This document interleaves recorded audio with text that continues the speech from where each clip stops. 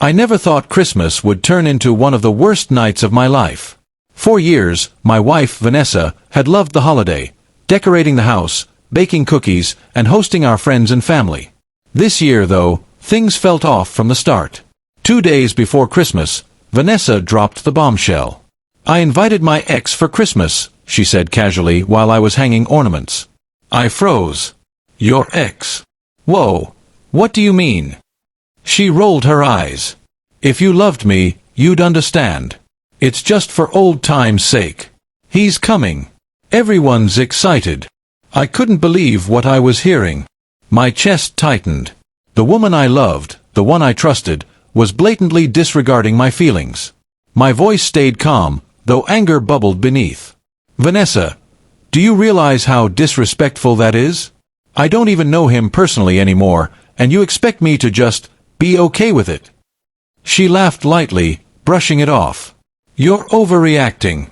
If you really loved me, you'd be happy that I'm trying to keep the peace." That night, I didn't sleep. My mind raced with possibilities and imagined confrontations. I tried to convince myself to just let it go, to avoid a fight during what should have been a joyful holiday. But deep down, I knew I couldn't. Christmas arrived. Our living room glowed with warm lights, the tree sparkling, and the smell of baked goods filled the house. Guests started arriving, laughter echoing through the walls. Then the doorbell rang, and there he was. Her ex, standing there with a wide grin, completely at ease. Vanessa's eyes lit up as if she hadn't caused a single problem. I smiled politely, greeting him while keeping my thoughts in check. I tried to enjoy the evening, to be the gracious host, but Vanessa's smug satisfaction was impossible to ignore. Every laugh they shared, every casual touch, felt like a knife in my chest. As the night went on, I realized that I didn't need to fight fire with fire. Instead, I decided to handle things differently. I quietly excused myself and left the house for a while, pretending I had forgotten something outside. I returned with a smile and a plan. Vanessa and her ex were laughing by the fire when I walked back in. I called everyone's attention to the beautifully wrapped gifts under the tree and began handing them out. When it came time to give Vanessa her present, I handed her a small box with a note attached.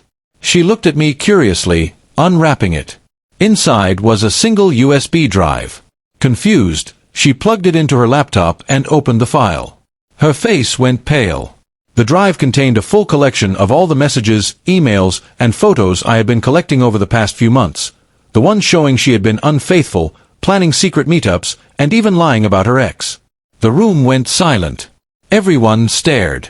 Vanessa's ex froze, realizing this wasn't a casual holiday gathering anymore. I calmly said, "I thought this was the perfect time to share the truth.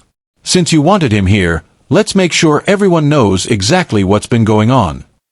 Vanessa tried to cover it up, stammering, but the evidence was undeniable. My friends and family, who had been quietly observing, now understood the situation completely. The festive cheer vanished, replaced by shocked murmurs. She looked at me, tears forming, and whispered, "I didn't think you'd do this." I smiled gently. I didn't want to ruin Christmas.